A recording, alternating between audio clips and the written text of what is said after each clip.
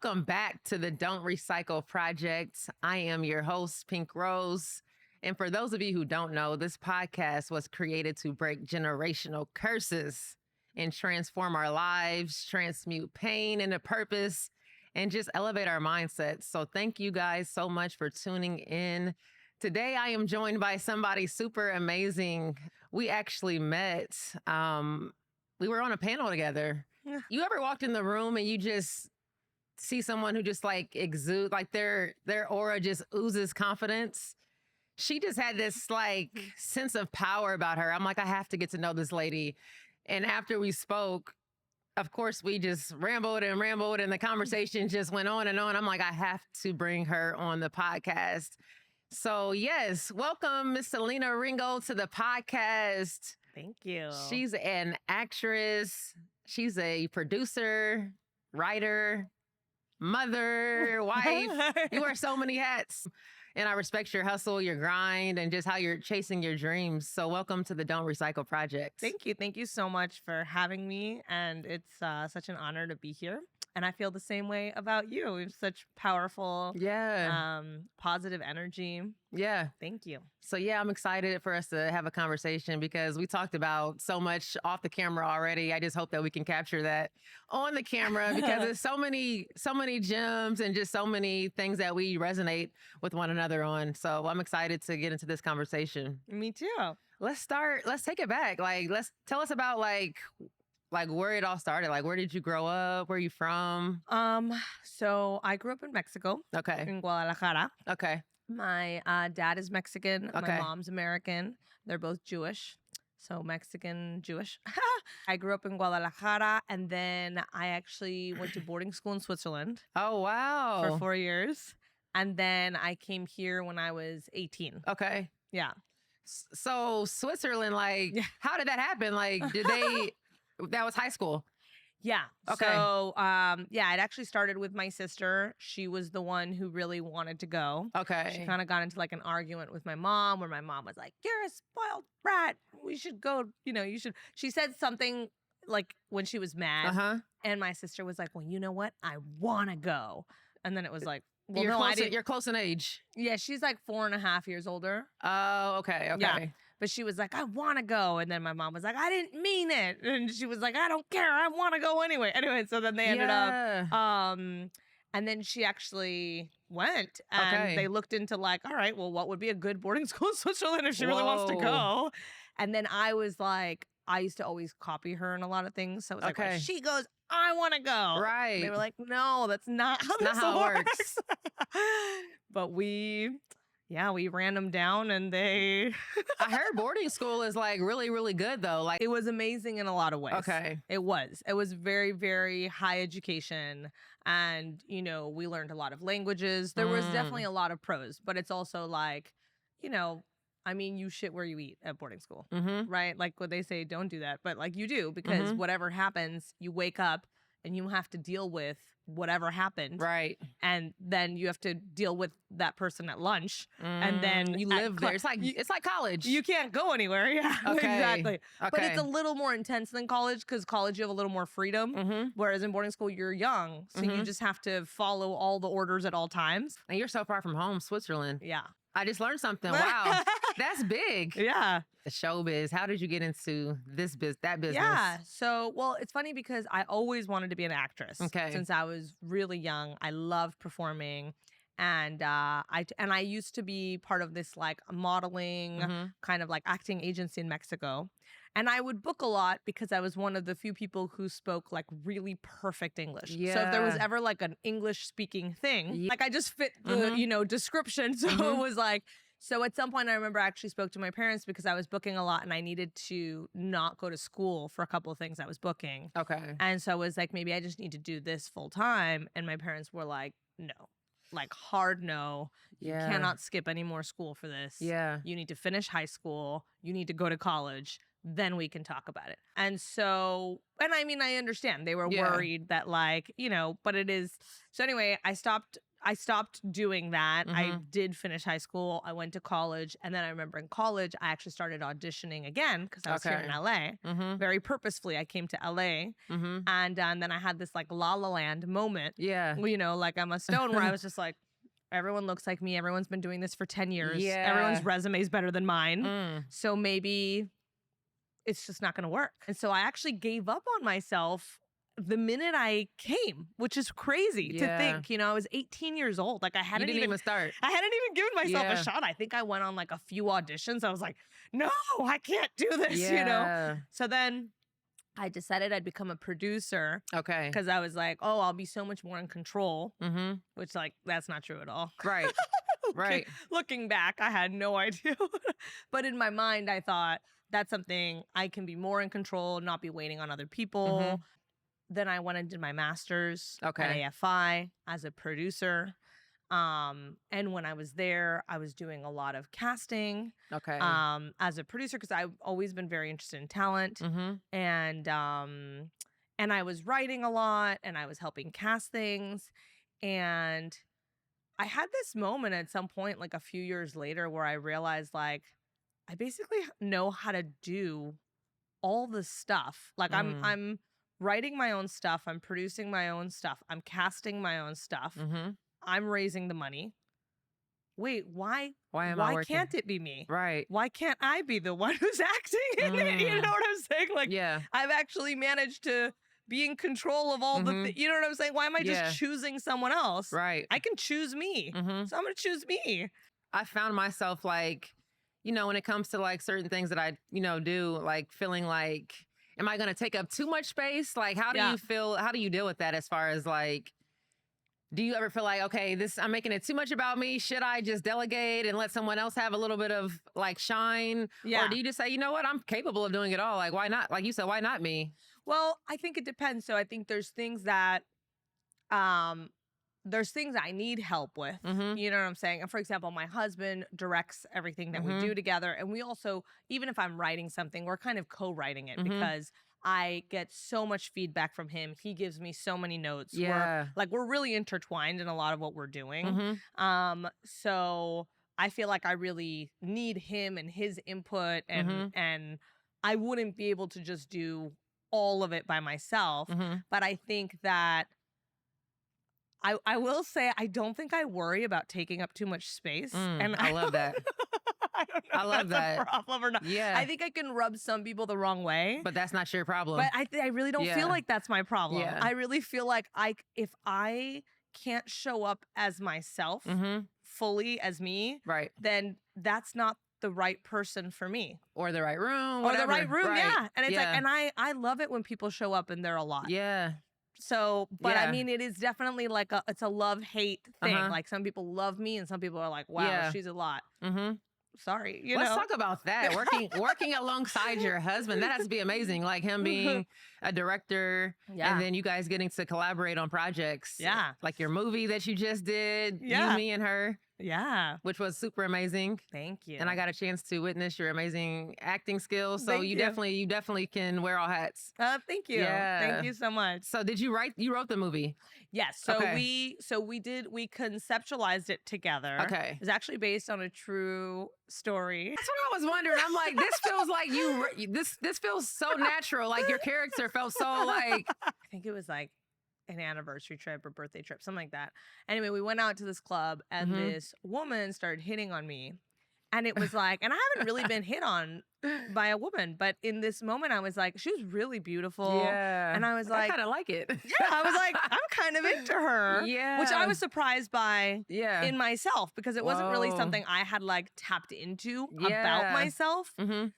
And then what was, so I, my husband was there and I turned to him and I said, I think I'm like kind of curious about her too. Like, would that be okay with you? Yeah. She got my phone number and she was like, I'm going to text you tonight if that's okay. And I was like, oh, okay. Right, Like, I was right. so like, and I was very excited, which was also like weird for me to. Yeah, like what am I feeling? Like what Yeah. is this? And I felt like I was in high school again. Yeah. And then me and my husband spent like the whole night just talking about what I was going to say Wow. when she texted me and what it was going to look like and what we would do and what are the rules and what's okay and what's not okay. And we're putting a version of ourselves into the script.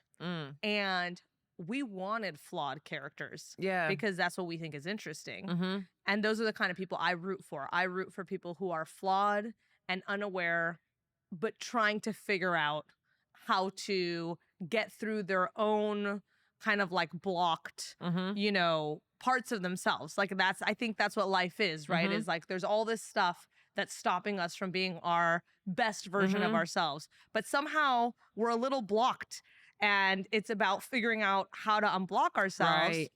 And so I love flawed characters, but when we're a couple tapping into our own flaws, Right. it's like it can get very tricky. Yeah, and personal. It's like, wait, I'm not like that. Yeah. Wait, what? Do you think that's awful? Without judgment, like the space, because you're already gonna pretty much judge yourself. Like, why am I feeling like this? Yeah. This is wrong. Yeah. And then you get past that with your own self. The last thing you need is like, you know, your partner saying, why are you thinking like that? Or making you feel like, you know, okay, let me suppress that again. Yeah. Because it's been suppressed already for so long by parents, society. Yeah. You know, you feel bad for, you know, natural feelings. So it's called You, Me, and Her. And follow me at Selina Ringel on Instagram, because that's we're working on distribution right now. So that'll be so I'll definitely announce it. I got a sneak peek. Yeah. You're wearing all these hats, and then your husband's also wearing hats. How do you guys balance you being a mom, being a wife? Like, how do you balance everything? Well, it's definitely a lot sometimes. And I definitely feel sometimes, I think we were talking about this earlier, but like the heaviness of carrying a lot on your shoulders. I think it's sometimes I do just need to like take a walk and just like breathe a little bit, because it's a lot of moving pieces that I feel like I'm in charge of. But I will say we do have a great nanny, and that's been huge. Amazing. In terms of just like having helps. Well, because also we work together, you know, so there's moments where if there's a meeting, we both have to go. If we're on set, we both have to be there. And those kind of things would be impossible without someone, you know, and his parents are actually incredibly helpful. That always helps. Yeah. So sometimes they'll come over and they'll stay, but they're a little bit older, so they can't, like my son's 3.5. He's like running like this all the time. Yeah.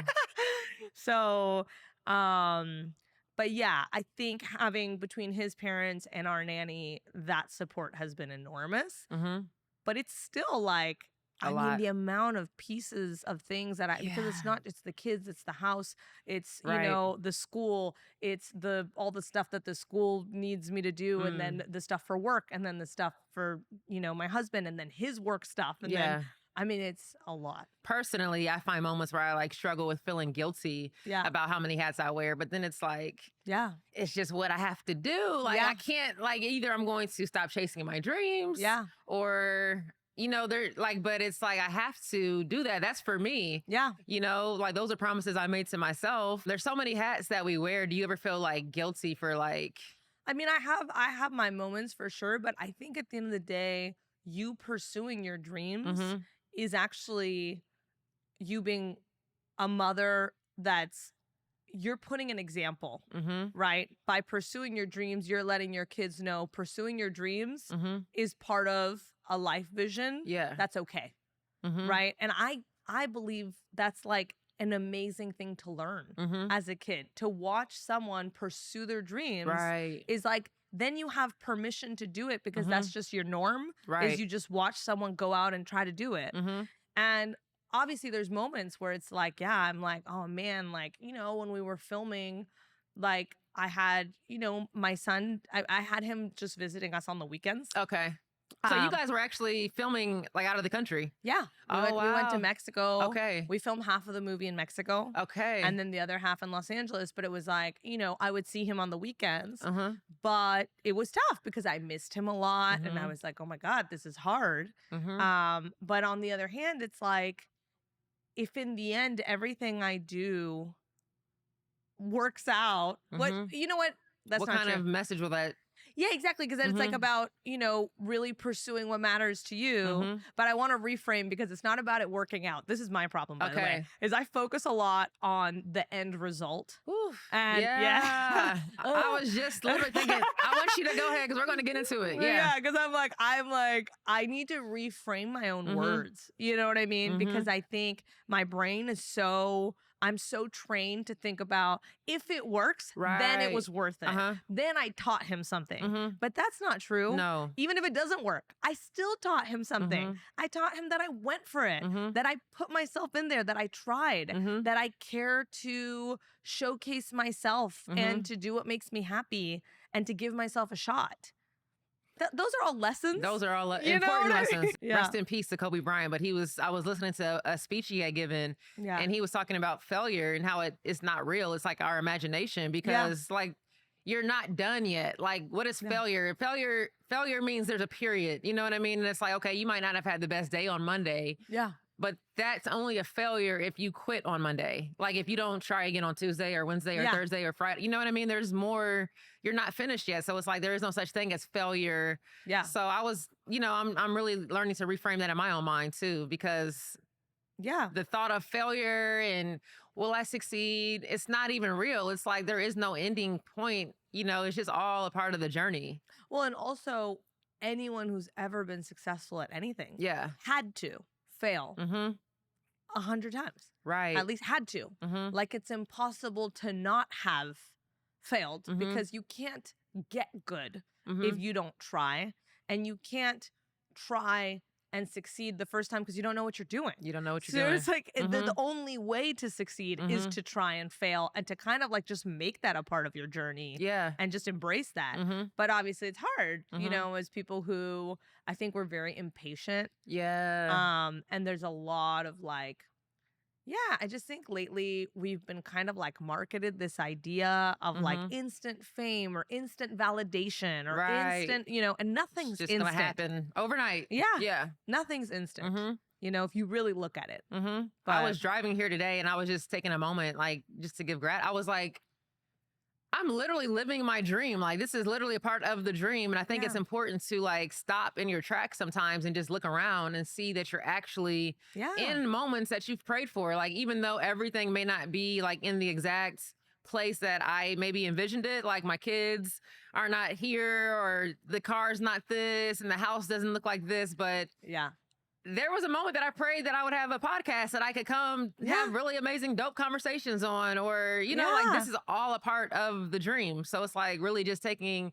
a moment to just like take it all in because it's literally all happening. It's not going to just like show up in one instant. You know what I'm saying? Like it's all piecing. Yeah. Each piece is like building into the big picture. Well, and I think also like it's interesting because I do a lot of like I believe a lot in manifesting and I do like a vision board every year. Yeah. And I kind of like put pictures and I write things out about what I see and what I want.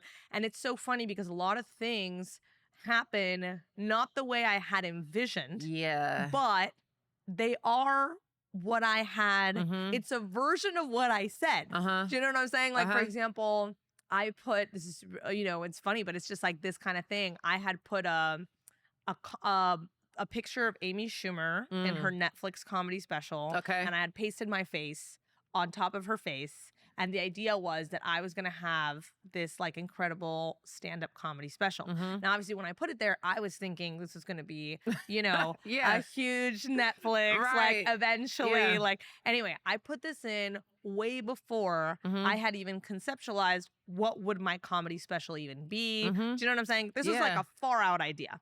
Literally a year later, a friend of mine was like, oh, I'm thinking of doing a comedy special all about motherhood. Would you want to do it with me? I was like, yeah. Yeah. And so anyway, we ended up doing this comedy special, me and her. It's called Two Moms, One Mic. Okay. We self-produced it. Wow. It looks amazing. Yeah. We did 2 shows. There was probably like 100 people in the audience of each show. But like, so it wasn't like, it wasn't what was on the thing, but we did it. And like, I trained for like a year to like prepare myself to go up on stage and it's on Amazon. But it was like, it's just so funny because it's kind of like you said, it doesn't look the way I thought it was going to look when I painted it in my head. but it happened.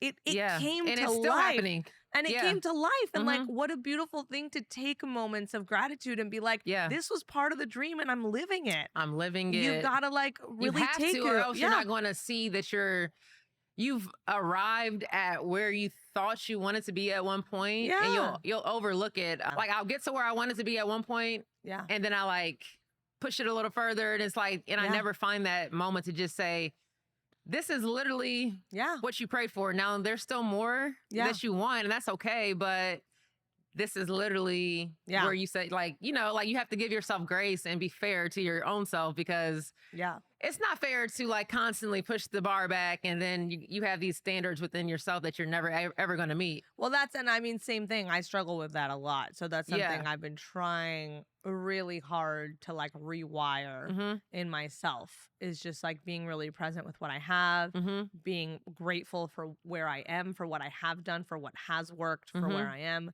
Because it's like every time I meet this thing, it's like, okay, well, what about the next thing? Right. And I feel like I'm trying really hard now to really sink into the moment of what is. Mm-hmm.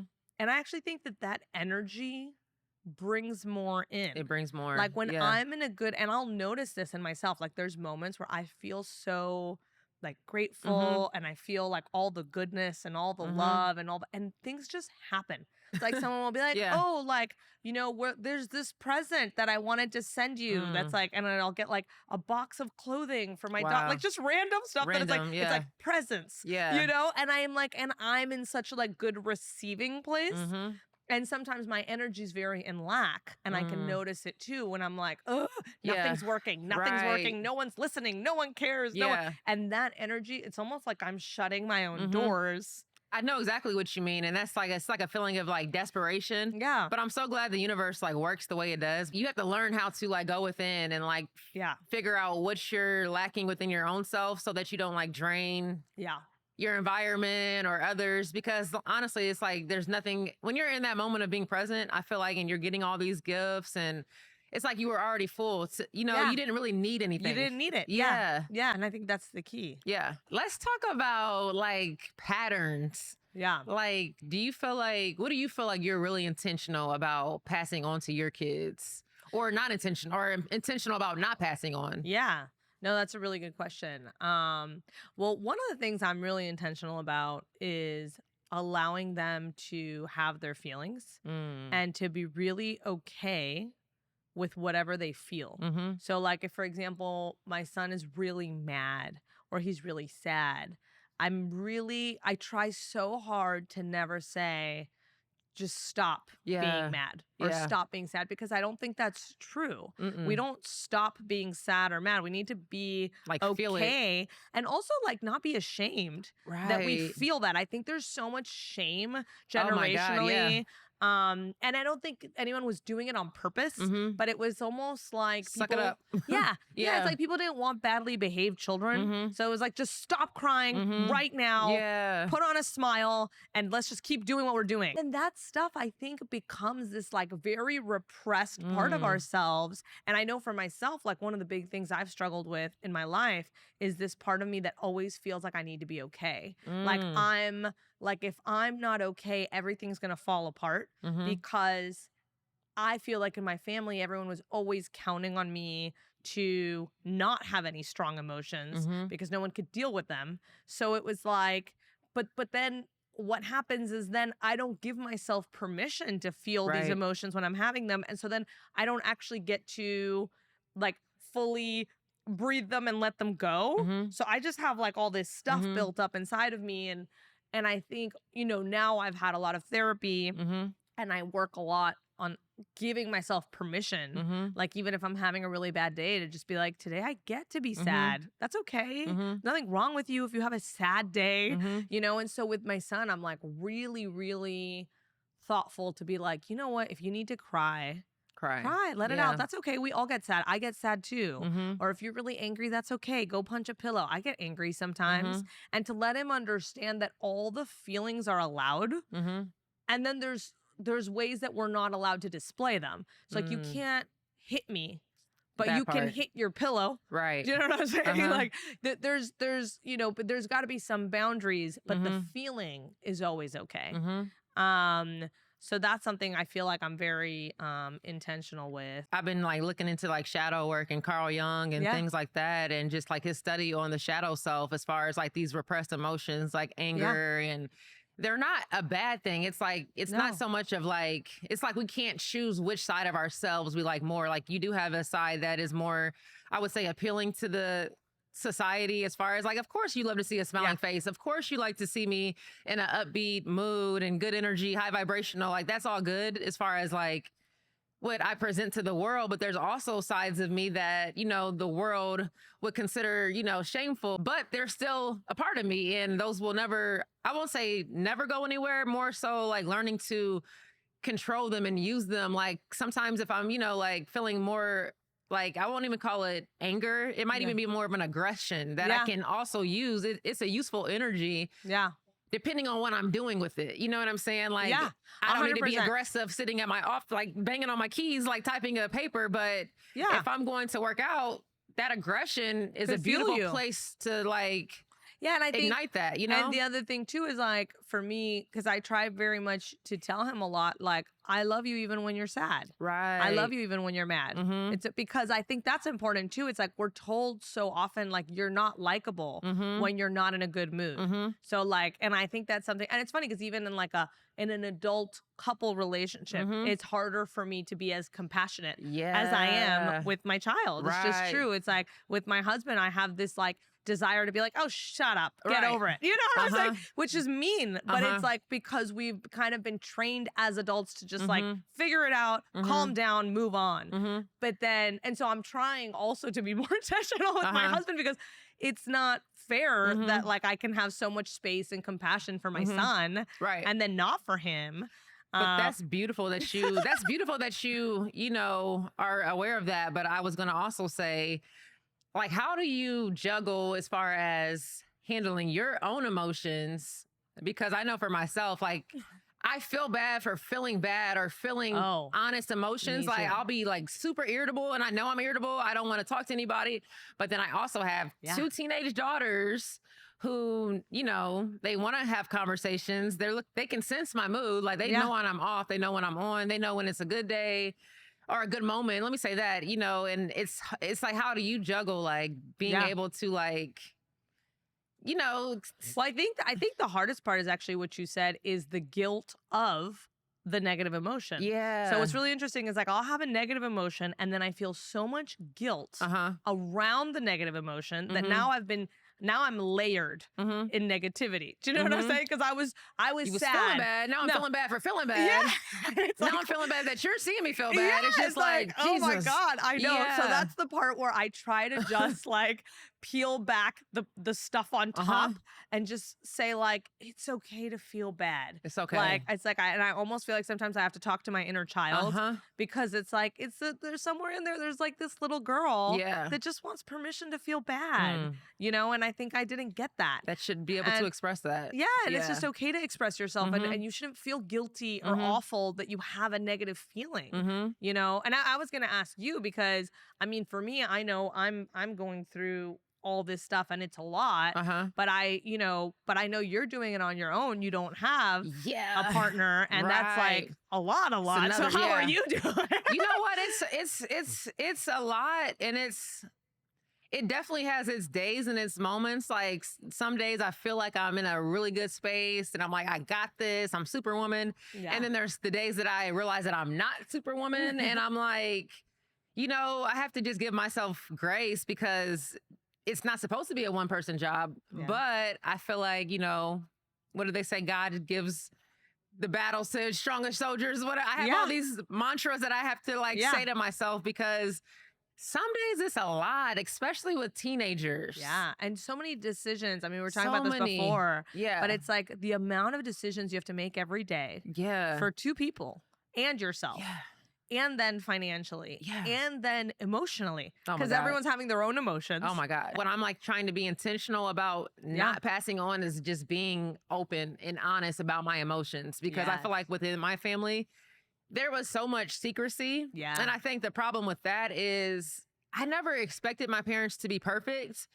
But I think if they would have like just talked more and just been a little more transparent, it could have just gave more like understanding. Not saying that it would have made every moment okay. Yeah. But I think just the ability to like, okay, I see what you got. Okay, thank you, Mom, for letting me know. Yeah. You had a messed up day. Yeah. So building like a friendship relationship, which I think is really nice. And that's ultimately what I want, is I want my kids to be my best friends. And like I do this too. So like with my husband, if we ever get in an argument in front of our kids, so I've had a lot of like people kind of say like, you should never argue in front of your kids. And I disagree with that, because I kind of am under the same thing you're saying, which is like, I want the feeling in our house to be honesty. Just raw. And it's like, you don't always agree with everybody. Right. That's okay. There's nothing wrong with that. And there are moments where maybe he talks to me or I talk to him in a way that we shouldn't. But I feel like what I want them to see is that after we talk to each other like that, we can repair, so that it's okay to have conflict, right? But also observe what repair looks like, so that because I don't want him to go into the world thinking there's everybody's never gonna conflict. Get along, and it's never gonna be a different opinion outside of yours, because it's just not true. It's just not accurate. It's not life, and then you're not prepared for anything. It's like you've got to kind of know like things can get hard, but then how do you talk through what it looks like when it's hard? How do you get to the other side? How do you apologize when you're really mad? What does that look like? How do you actually have a healthy disagreement? Like, it's not okay to call me out of my name. It's not okay to, but we can disagree respectfully. You know, and also, like you said, to repair. Because in my home growing up, I didn't see, it was either 0 or 100. Like, it was like, but I'm learning to like sit through it, even though it's uncomfortable. And like be able to have a healthy disagreement. And then still be able to like get back on good terms. Like, we're still good. Like nothing, it's not about like lose my number, you're blocked because we didn't have an agreement on something. And I think but that's a part of like, if you never see the conflict, then the conflict feels so uncomfortable that it's like, it makes sense that it's like, oh my God, well, we're in conflict, so I don't know if I can keep doing this because conflict feels really uncomfortable. But I think if there's a way to let conflict be more comfortable, and, you know, and even have the space to be like, we might not resolve this right now. But that's we can agree to disagree. We can agree to disagree. And even sometimes, like I said, like sometimes I do talk in a way I shouldn't. And I can, but again, I think to me, when I think about my kids, it's about me noticing when I'm not doing it right and saying, I actually apologize to them sometimes. I say, hey, the way I spoke to your dad wasn't nice. And I have him, like, he does the same thing when he speaks to me in a way that's not nice. Because I think it's important that we're self-aware enough to know that was the wrong way to address each other. Because then if they can see that, hopefully, eventually, when they're in conflict and they're human beings, and they might make a mistake and they might yell or whatever, but that they can catch themselves in that moment and go, you know what? That was unnecessary. I'm really sorry I spoke to you that way. Right. So that's something I'm also really trying to do with my son, is like make sure it's okay to be in touch with your emotions. Yeah, and to be sensitive. Yeah. Because it's like a whole part that I think we sometimes like miss the boat on. When you think about like a table and there's 2 boys growing up, most parents were not going, so boys, how did you feel today? Right. Do you know what I'm saying? Whereas girls, man up. It's like, it's very like, what did you do today? Not how do you feel? And that's exactly, you know? exactly. But with girls, we've been trained to ask girls how they feel. So we're just so much more able to talk about how we feel and connect to our feelings, I think. You were talking about how your son, you try to prevent him from being hurt and control him. And I think that's kind of what it comes down to. Like, I think our parents, you know, they grew up in a certain era where maybe things were, you know, more unexplored for them. And so they thought they were keeping us safe, but they just didn't know. When we think about ourselves as moms too, it's like,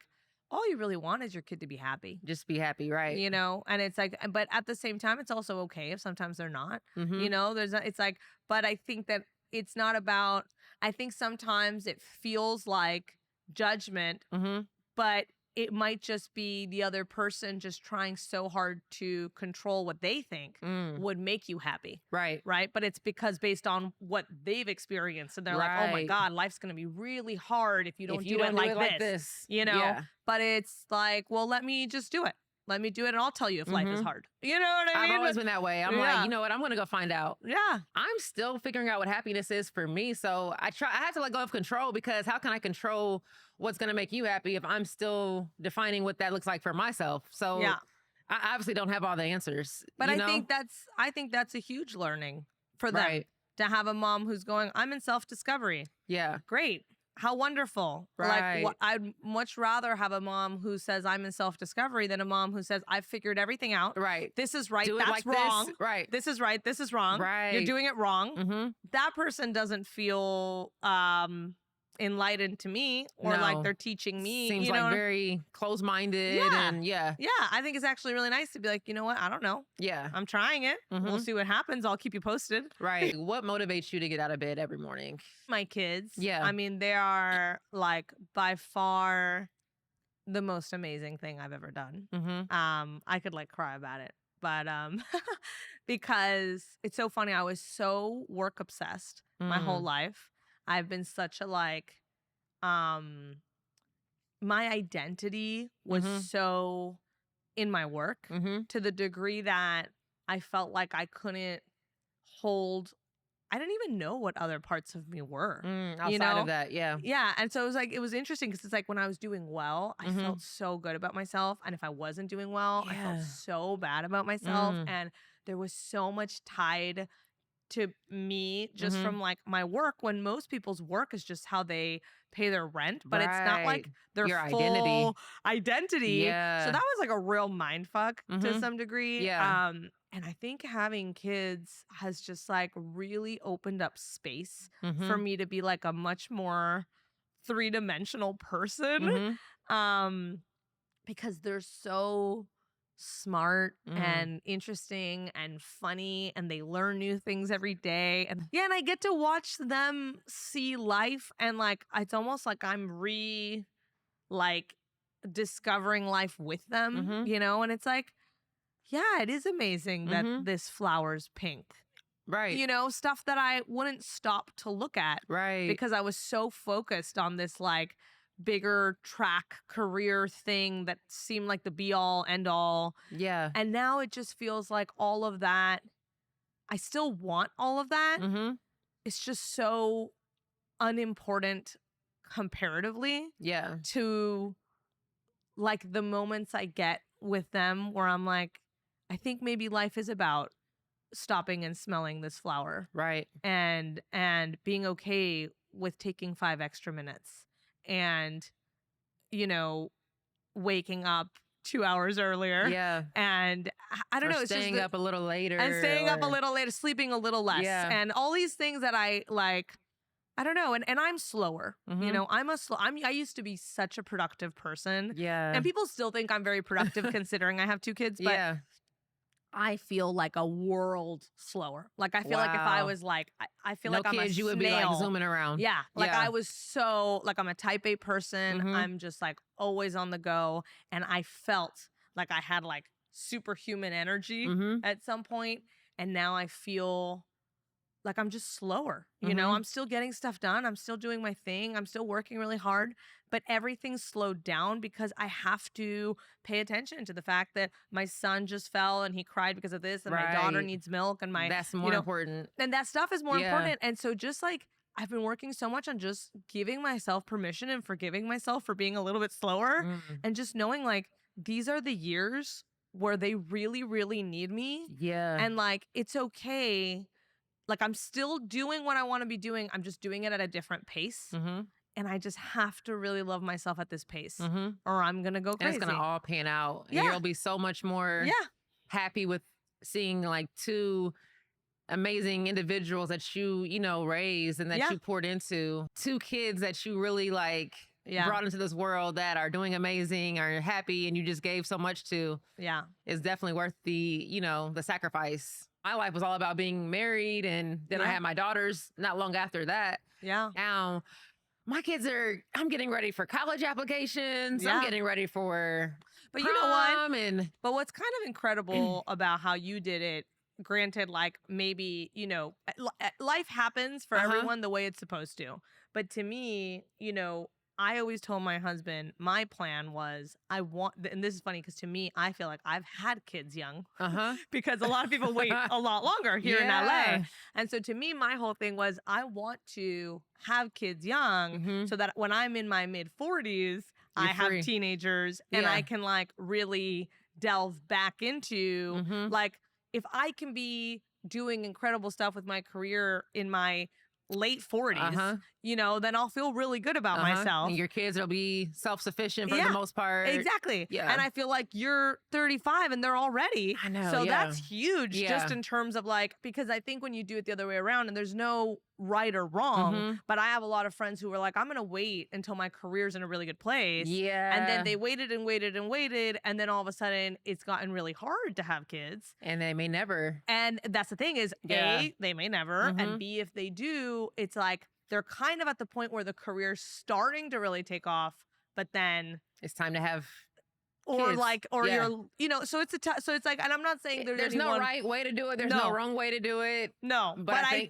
think that like, to me, like I look at you and I'm like, oh, wow, you've got your whole life ahead of you. And now you have these two kids who are basically going to be on their own in no time. I'm just starting to like, I'm just getting to a place where I'm really like appreciating it as like God's art. Yeah. I don't know when I would have kids. Like if I didn't already have them, like when would I, you know, going through all these like changes in my life. So it's like, I think, you know, that lets me know that the universe, God, whatever your faith is the biggest like artist of all time, because it's like the way things have aligned for me looking in hindsight. Yeah. I couldn't have planned it any better. No, you know what I mean? It's perfect. Yeah. It's like perfect timing. It's perfect. You know, and that's what I'm saying. It's like to me, I'm like, I look at you and all the things you want to accomplish and I'm like, you've got nothing but time. I have time. You know what I'm saying? I mean, I understand like you're also working and there's all these things, but I'm just saying like, it's kind of amazing in its own way. It might have not been how you would have planned it if you look back, but it actually worked out great. Right. And it's just really realizing like,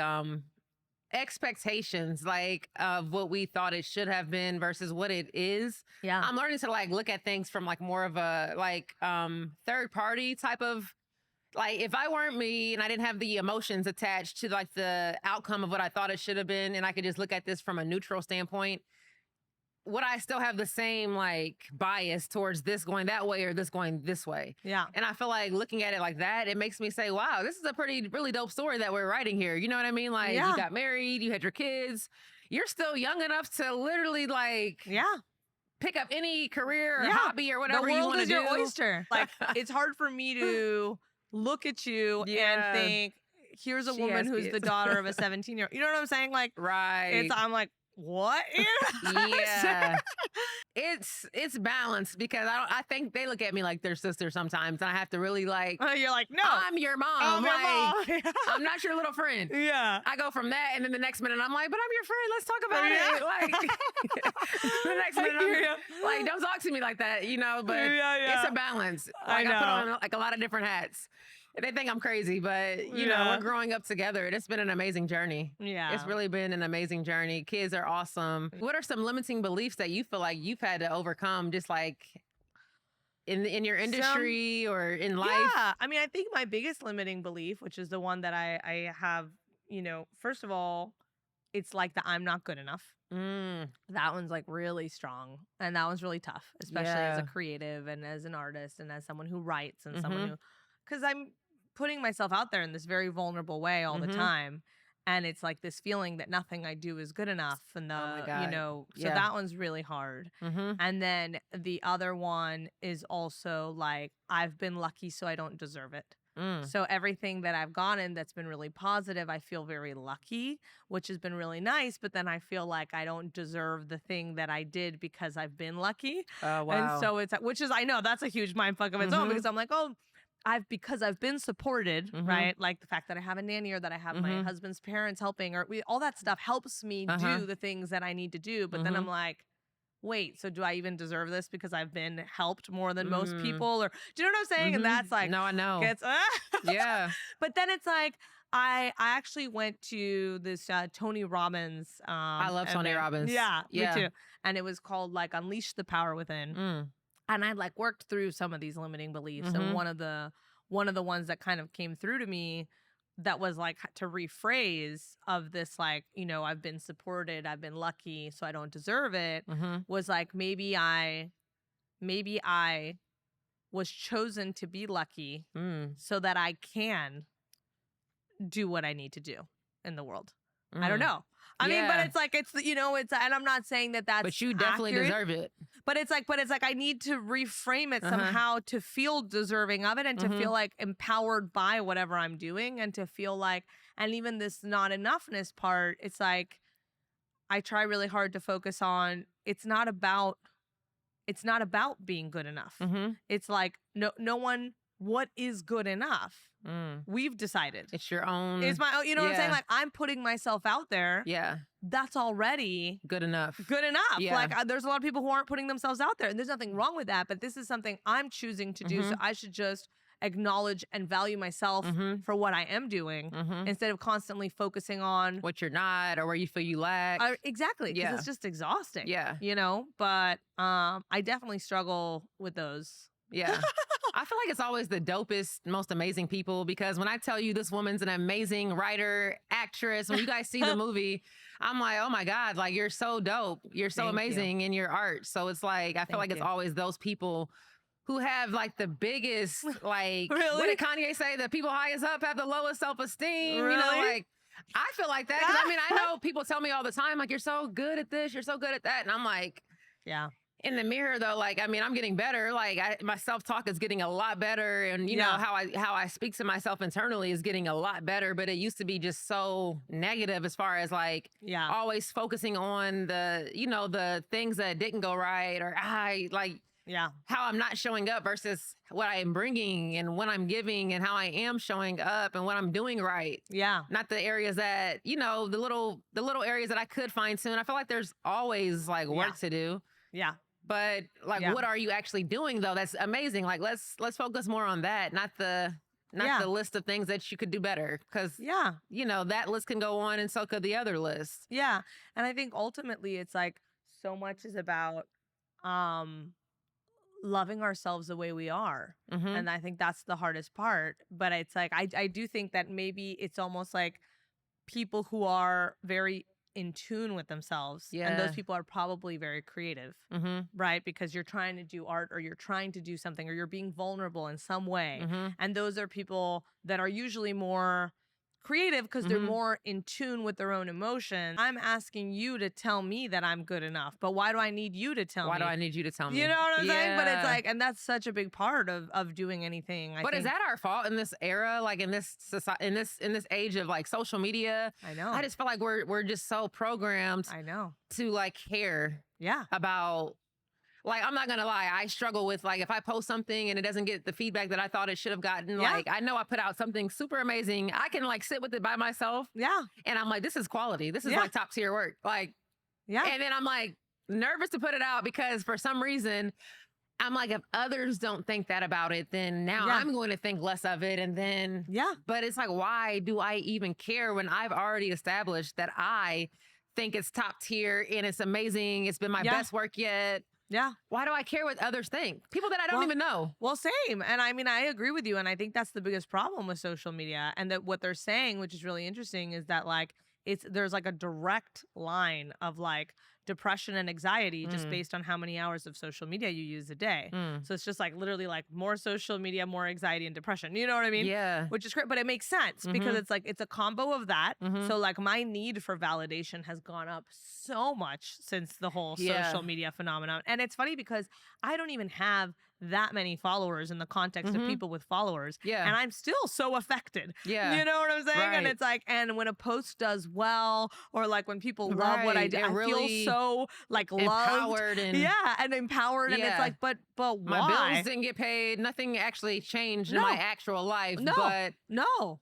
It's so interesting. And but it's like this phenomenon of just like, we really just deep down, I think everyone just wants so badly to be loved and accepted and valued. And sometimes it's so hit or miss what does well and what doesn't. There isn't like a real rhyme or reason. Some things have to do with algorithms, because I have a lot of friends who have huge followings. Yeah. And they're feeling exactly the same thing. Because they're looking at the people who are... Yeah. And their numbers are just different. So like, for example, if I'm like, oh man, I only got, let's say 300 likes and I'm feeling really bad about myself or whatever. They're like, I only got 3,000. Yeah. They're like, oh, I only got 1 million likes on this post. Like, I'm really like, this week's been a really bad week. I'm like, 1 million people liked your post. They're like, yeah, but usually I get like 2 million. And this is like, it's I'm just like, never ending. It's like, I'm like, never this ending. is crazy. Like, we're all losing our minds over here. Like, I actually deleted Instagram from my phone right now. Because I'm just trying to like take a break, because also the comparison element of everything is crazy. I have a friend of mine whose daughter is 11. Okay. 11. And she wants a boob job because 11. But it's so related to her just being on social media. Oh my. And seeing all these people and just thinking, and it's like, it does probably her boobs haven't even come in yet. Do you know what I'm saying? So she wants like an implants. Yeah. But it's like, and I think it's just like her own psychosis and mental health stuff around just, I know. And the thing is, I think it just depends. Like, I think it's getting worse and worse, because maybe when your kids were 9 and had a phone, there wasn't everything that's on there now. I don't even think TikTok Do you know what I'm saying? was like TikTok. When my daughters first got phones, I don't think TikTok was even like it wasn't as big as it is now. And I know Instagram, but they weren't really. Yeah. I think at some point, everyone's going to give their kid a phone. Yeah. My idea, what I would like in a perfect world is to keep them phone free for as long as possible. That's amazing. But at the same time, I know I'm going to want to communicate. So then I'm like, I guess I could give them a flip phone. But then I know that they're going to see friends. Everyone's going to have a smartphone. And they're going to be like, why do I have a stupid flip phone? And they're going to be mad. I'm going to airdrop it to you, bro. And it's like, exactly.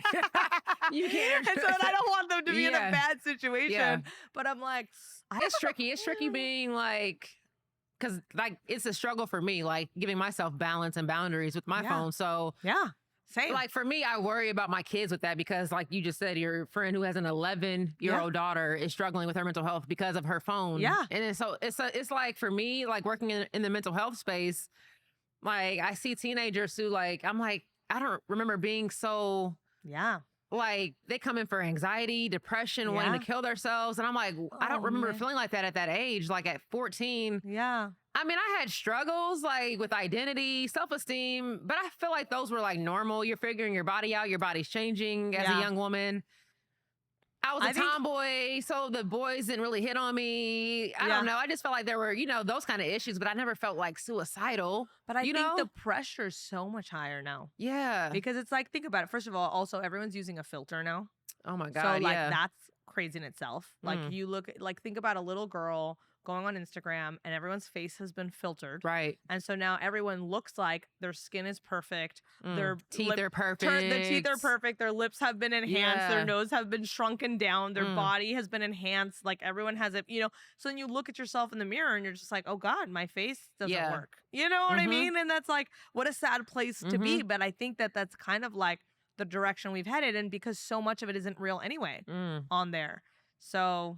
And then now, don't even talk about AI. I know. That's not even real people at all. At all. There was a model that came out that was like an AI created model. By the way, it was stunning. It was just like terrifying. I was like, well, here we go. I mean, how do you compete? Like, what are you like? What? Yeah. It's like, I know. And flaws, what we call flaws are actually like beauty. Like, it's like I don't want to be perfect. Like every imperfection I have, I mean, I know this sounds super, but everything that makes you imperfect is literally what makes you different from the next person. Like, I wouldn't want to walk around seeing the same replica of this perfect robotic looking person. Yeah. Self-esteem is huge. Yeah. Self-esteem. Huge. Yeah. Huge. And I have friends of mine too who also filter themselves to the point where they're unrecognizable. And it's shocking because there are people that are my age that I love that just spend so much time filtering themselves. And I'm like, you're a beautiful person without the filter. Yeah. But you've now become disappointing in person Mm-hmm. because you filtered yourself so Mhm. much, but then the version of you that's filtered almost feels cartoon-like. So, but it's this weird, It's like you a know what weird, yeah. yeah. Do you feel like being like in Hollywood? Do you feel like you're pressured? Do you see? I know you see a lot of people who are very like, Yeah. the Botox, Yeah. just all the things that people do Yeah. to make themselves appear perfect. Do you feel pressure to, Yeah. or do you feel like, you know what, I'm going to No, I rock think out in my God-given body? I think it's like I think it's a combo platter. I mean, I have moments where I'm like, you know what, I'm gonna embrace what I look like, and maybe what's nice is to love myself the way I am, and this is something that I think needs to be kind of passed down generationally. Is like that we look like human beings and loving ourselves. Right. I have moments like that, Mhm. and then I have moments where I'm like, where can I get Ozempic? You know. So I'm not saying that like I'm doing it, but like I have moments where I have that Right. thought, you Yeah. know what I'm saying? Or where I'm like, like I wonder, like how, what is a boob job like really like, I don't know. And I'm not saying like I haven't gotten to the place where I've done any of these things, but I have had like very serious Yeah. thoughts around it because it just feels like everyone around me is just kind of like getting more and more like cut up Vain and like, and yeah. and I they're was this close, like literally this close. I had the appointment set up. I had do what? the flight booked. I was like in there to get my teeth done. I was Oh. going to Turkey. I was gonna get my teeth like. But your teeth are great. I don't even know what I saw. Like I'm scared of my, because at that time, this is like 4 years ago. At that But I feel time, like you actually have like a really great teeth. I don't know. That's what's scary. Like, no, that's what's scary. It Like, is I really saw something else. By the way, I've thought about getting my teeth And done. I had too. the flight booked. I had the appointment booked. And my daughter, my oldest, I was like, next month, I'm like hype about it because I'm like, I'm going to Turkey. Yeah. And I was going to get my actual teeth drilled down to like little bitty shark Yeah, teeth yeah, yeah. to have these other teeth put in. Yeah. And my daughter texted me. I wish I could read the text because there's like a whole paragraph. She said, Mom, you always preach self-love and you're Yeah. always talking about love yourself and blah, blah, blah, blah. It's like she gave me the business. Like, and I felt so convicted after reading this text. I was like, Yeah. like I felt proud first, like, whoa, Yeah. like, That's amazing. okay. But then I was like mad because I'm like, I paid the money for the flight. I had the, like, now I'm like, I can't go because my daughter's going to like really judge the crap out of me. Well, you could have just gone to Turkey for fun. I know, but it was like, but I'm like looking in hindsight, I'm so happy because I really was delusional. Like Yeah. I was super delusional. Yeah. This is like 4 years ago. I don't know what I saw though. And Yeah. that's what scares me because I really, So with this whole where do I get Ozempic, I actually went to Mexico and I bought some.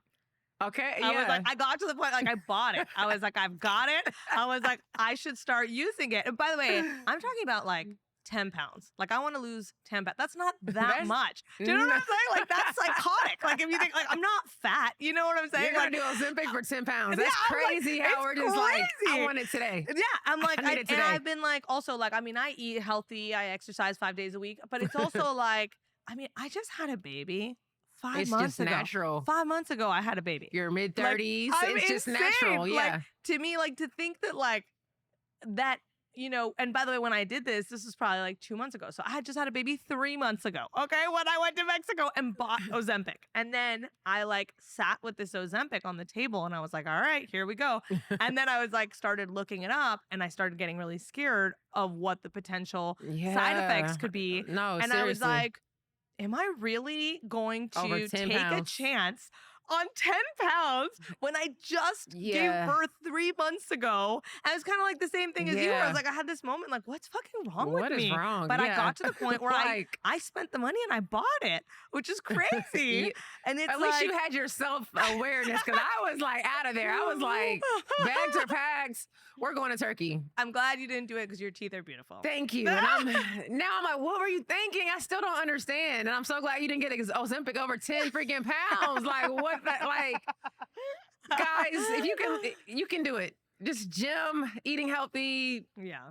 maybe a fast, a detox. Like we don't have to be so extreme. Like I I think know. that is necessary that we like hone in on that because like in this age, like we're just so like, We're impatient. and it's like trendy stuff. But it's like, just be yourself. I mean, nothing like if you feel like, you want to enhance something here or there, I wear makeup. I have on lashes. Obviously, we all have something that we're enhancing to some degree, but there's a level where it's like, you're delusional. And this needs to be, you need to go sit with yourself or your therapist and chill out.